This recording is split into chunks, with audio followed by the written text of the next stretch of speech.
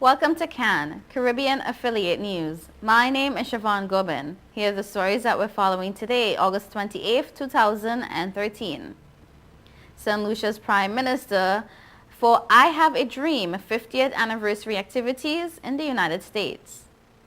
In Trinidad and Tobago, government minister proposes new measures to regulate media. Jamaica businesses urged to look to Brazil for development. And Liat post-mortem to determine what went wrong. Details on these headlines and more when we return. Hey, excuse me, if you see me smiling, that's 'cause I'm chilling on Total Caribbean Network.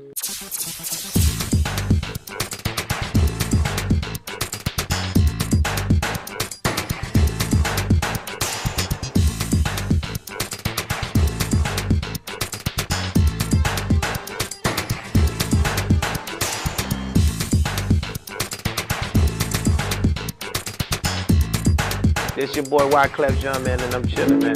Total Caribbean Network. Man, I love their style. Whoa, whoa, whoa, whoa, whoa, whoa.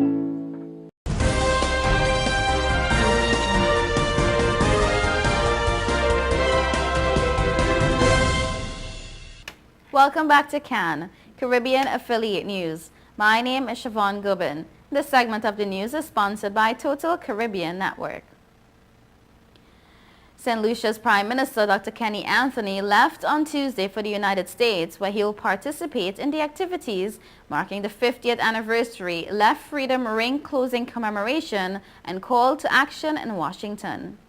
Anthony has been invited to the event by Bernice A. King, the daughter of slain human rights champion Dr. Martin Luther King. In the letter of invitation, Ms. King indicated that speakers and special guests are expected to include 1963 March participants and their representatives, including John Lewis and the King family, President Obama, along with the former Presidents Clinton and Carter, congressional leaders, and many prominent international leaders. The 50th anniversary celebration will remember, reflect, and act upon the dream shared with the world on August 28, 1963, through King's famous I Have a Dream speech. The Trinidad-based Association of Caribbean Media Workers Association Tuesday said it was formulating a response to a call by a senior government minister for a new policy that could prevent some journalists from being accredited in St. Martin. ACM President Wesley Gibbings told the Caribbean Media Corporation that the response was being developed in cooperation with the Vienna-based International Press Institute. Public Housing, Spatial Planning, Environment and Infrastructure Minister Maurice Lake, in a statement to the Island Council Parliament, denounced a recent article published on an online website about the government as irresponsible reporting or yellow journalism. He told legislators that the August 22nd article could have devastating effects on our country's image, but more so on the people of this country, he says. Lake said while he did not want it to look as though the government was moving to stifle freedom of speech on the island, he nonetheless foresees a phased media accreditation policy being developed whereby some immediate steps can be taken while other steps over a phased period are implemented. He's advocating that some media houses and journalists be part of an association who also has a code of ethics that they operate under, and for those media houses to be part of the association, they should abide by this code, and if not, they are not considered accredited. Lake said much has been written about the topic of responsible journalism, interestingly, primarily by journalists or societies of journalists, and that the island does not have a media association comprising of the media houses. He has outlined a code of ethics as well as the principles of journalism that could be looked at as the island moves forward with regulating the media landscape. Lake told legislators that if they agree that the headline in the article was not only misleading but completely inaccurate and unsubstantiated, then he's suggesting that the Honorable Council of Ministers takes a firm position against journalists and media houses who violate universally accepted principles of journalism, of which the first is to report the truth. He said he also wants the council to condemn stories that are written which are baseless, untruthful, unfounded, and harmful, and that government issues an assignment to further look into the subject of responsible media reporting and the use of the social media, taking into account that it is not the intention to violate the freedom of speech, but rather to establish universally accepted guidelines which will serve to ensure responsible reporting and publication in both the mainstream media as well as social media, addressing but not limited to the issue of social consciousness by authors. Luke said perhaps it's time to initiate regulation that requires social bloggers to sign their names to their comments. He told the legislators that none of the new proposed measures will be new ground that St. Martin will be treading upon. Jamaica says its logistic hub initiative is vital to the country's transition to strengthening economic ties with Brazil, and as a result, a senior government minister is to visit the South American country for further discussions. And I quote, "Without the logistics hub, we will continue to struggle with a small market, looking at a huge market and not being able to compete effectively," said Industry, Investment and Commerce Minister Anthony Hilton. With the logistics hub, he says, we are talking about a deeper integration of Jamaica into the global economy, and with that, the movement of passengers globally and the movement of goods globally will have the links between Brazil and Jamaica enhanced by movement of goods, passengers, and data. The event was aimed at providing a context for Jamaica and Brazil to dialogue on opportunities for trade and investment. Hilton said that he would be making an official visit to Brazil to continue discussions on potential partnerships for the logistics hub. While he gave no date for the visit, he said it was critical that these linkages be made, as well as indicating the role that the micro, small, and medium enterprise sector must play in the success of the hub. President of the Jamaica-Brazil Chamber of Commerce, Donovan McFarlane, said the close relationship between the two countries helps to facilitate the awareness of the local tourism product.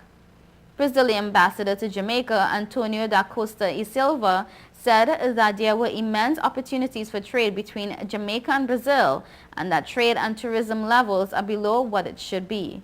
The diplomat said such an organization would focus not only on trade, but also on joint venture investment and partnerships to tap into other markets where Brazil may have assets and those markets with which Jamaica is acquainted, such as the United States and Europe.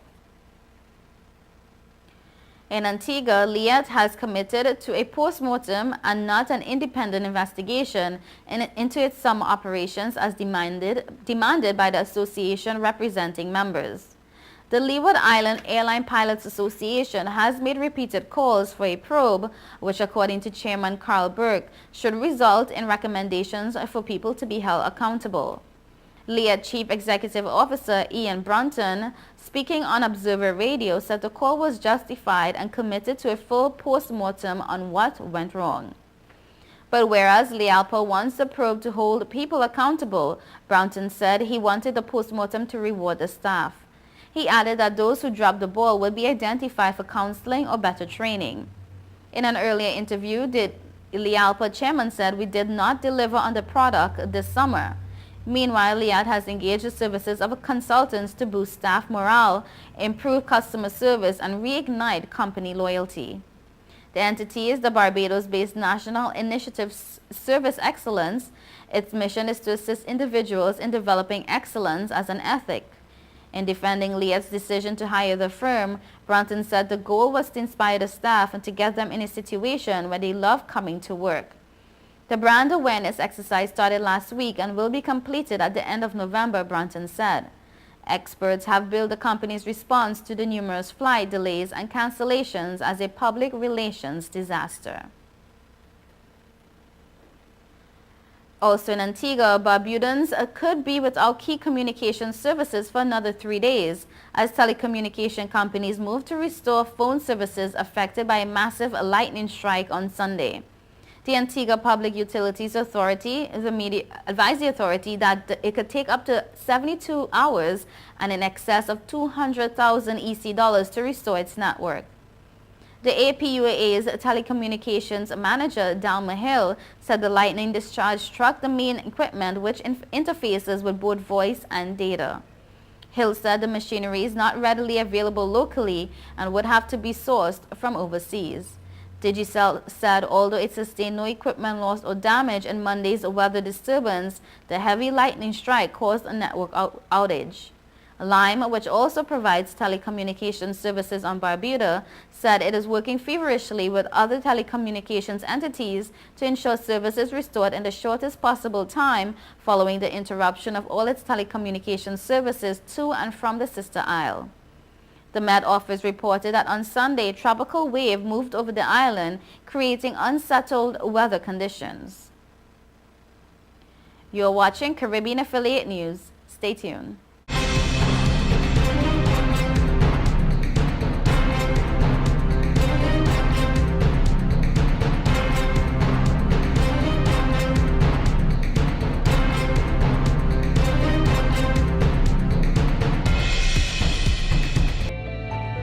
Million customers use Leica Mobile for affordable international mobile calls, connecting over 2.5 million mobile calls daily, helping our customers stay in touch with their loved ones, whether they be in Asia, Africa, Europe, or the rest of the world. Every 5 seconds, a new Leica Mobile customer joins our growing family, helping you to make affordable international calls across the world. Leica Mobile. Call the world for less.